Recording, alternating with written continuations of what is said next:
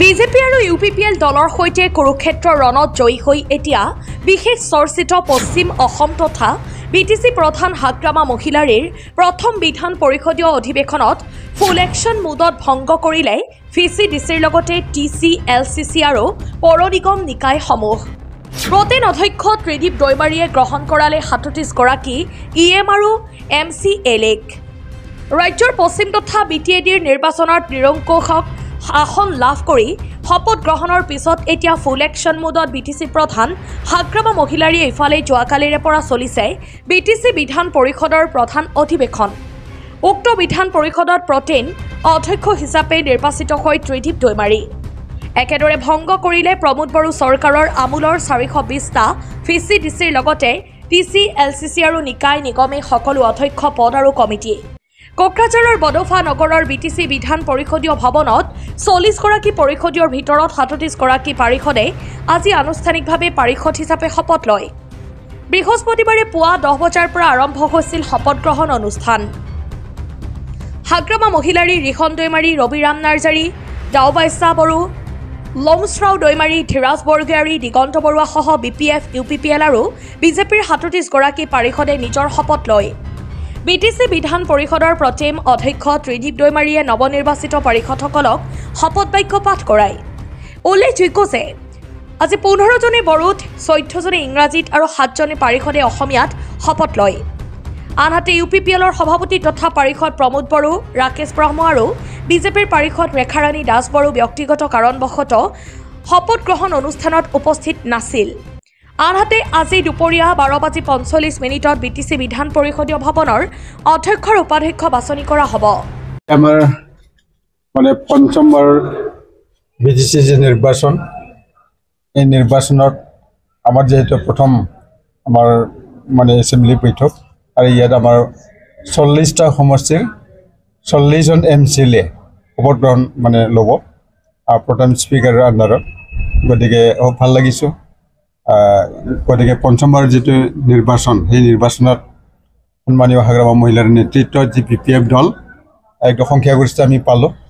আজি চৰকাৰ আমি পাতিলোঁ আৰু তাৰপিছত অনাগত দিনত আমি ৰাইজৰ কাৰণে ভাল কাম কৰিম, সেইখিনিকে মই আপোনালোকক ক'লোঁ। EMকটো আজি দিয়া নহয়, আজি এতিয়ালৈ EMৰ কথা অহা নাই। এতিয়া আমি ৪০টা সমষ্টিৰ যিখিনি আটাইখিনি MCLA আজি শপত গ্ৰহণ অনুষ্ঠান হ'ব, ইয়াত অংশগ্ৰহণ কৰিবৰ কাৰণে আমি আহিছোঁ। অনুমান কেতিয়ালৈকে দিব আপোনালোকৰ চৰকাৰ যে কেতিয়ালৈকে? ৩-৪ দিনৰ ভিতৰতে হ'ব লাগে। এইটো হ'ব। আমাৰ যিহেতু লিডাৰ আছে, সন্মানীয় হাগ্ৰামা মহিলাৰ আমাৰ লিডাৰ হয়, গতিকে তেখেতে স্থিৰ কৰিব, ঠিক কৰিব। গতিকে অনাগত দিনত আমি ইমান পলম নকৰে সোনকালে এইটো হৈ উঠিব। সম্ভৱ EMৰ দায়িত্বটো আপোনাকো না, মই এতিয়ালৈ নাজানো। গতিকে যদি দায়িত্ব পাওঁ, ৰাইজৰ কাৰণে কাম কৰিম। এলায়েন্সটো আমাৰ হৈয়ে গ'ল। আমি NDAত থাকি পেলাই আমি কাম কৰিম। ৰাইজৰ যিখিনি আশা আকাংক্ষা যোৱা কেইটামান বছৰত, 5টা বছৰত প্ৰমোদ বড়োৰ নেতৃত্বত যি চৰকাৰ, এই চৰকাৰখনে এইটো কোনো কাম নকৰিলে। ইয়াৰ কাৰণে ৰাইজৰ এটা ক্ষোভ আছে। গতিকে ইয়াৰ কাৰণে 5টা বছৰৰ ভিতৰতে তেওঁলোকে ৰাইজে বেয়া পাইছে আৰু জনাদেশ আমাৰ সন্মানীয় হাগ্ৰামা মহিলাদেৱক দিছে, BPFক দিছে। ইয়াৰ কাৰণে ৰাইজৰহে আমি কাম কৰিবই লাগিব। শ্ৰদ্ধা বিটিচি তথা অসমবাসী ৰাইজলৈ মই জনাবলৈ সুখী হৈছোঁ যে ইতিমধ্যে আমাৰ MCLA সকলৰ যিটো অথ টেকিং চেৰিমনি, এইটো ভালে হৈ গ'ল। মাথোন 3জন এবচেণ্ট, বাকী সকলোৰে বৰ্ড অফ ছেক্ৰেটাৰী ইতিমধ্যে হৈ গ'ল।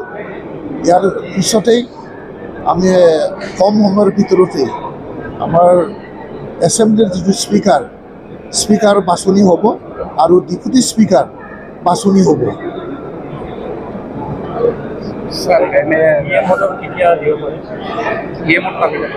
এইটো এতিয়ালৈকে তাৰিখ ঠিক হোৱা নাই। কম সময়ৰ ভিতৰতে ইয়াৰ শপত গ্ৰহণ লোৱা হ'ব, খুব কম সময়ৰ ভিতৰত। এইটো এতিয়া কাঠান্তে ক'ব নোৱাৰোঁ। এইটো আমাৰ হাইকমাণ্ডৰ মাজত আলোচনা চলি আছে আৰু এইটো কম সময়ৰ ভিতৰতে আপোনালোকে গম পাব কিমানজন লোৱা হয় কেতিয়া ল'ব আপোনালোকক মই জনাম আৰু সেইমতে আপোনালোকে আহক আপোনালোকৰ যোগেদি গোটেই মানে ৰাইজক আমি জনাম বিজেপিৰ লগত এলায়েন্স হ'ব নেকি নাই এইবিলাক এতিয়াও আলোচনা হোৱা নাই এইটো পৰৱৰ্তী সময়ত আপোনালোকে গোটেইখিনি কথাবিলাক বুজি পাব সময়ত আমি আপোনালোকক জনাম আপোনালোকৰ জৰিয়তে আমি ৰাইজক অৱগত কৰিম এইখিনি গোটেই পাৰিষদসকলে উপস্থিত আছিলে নাই আজি 3জন আমাৰ প্ৰমোদ বড়ো ডাঙৰীয়া ৰাকেশ বড়ো আৰু ৰেখাৰাণী দাস বড়ো বাই আজি ব্যক্তিগত অসুবিধাৰ কাৰণে তেওঁলোকে আহিব পৰা নাই তেওঁলোকৰ শপত গ্ৰহণটো পিছত হ'ব পূৰ্ণাংগ বিটিচি চৰকাৰ কেতিয়া পাব নাই সেইটোকে কৈছোঁ আমি কম সময়ৰ ভিতৰতে এদিন দুদিনৰ ভিতৰতে আপোনালোকে গম পাব আৰু প্ৰথমেই আপোনালোকে গম পাব প্ৰথমেই আপোনালোকক জনাম আপোনালোকৰ জৰিয়তেই আমি গোটেই ৰাইজবাসীক দেশবাসীক আমি জনাম ঠিক আছে থেংক ইউ ছাৰ বঙাইগাঁৱৰ পৰা ষ্টাফ ৰিপৰ্টাৰ প্ৰফুল্ল কুমাৰ দাসৰ ৰিপৰ্ট সুহানা লাইভ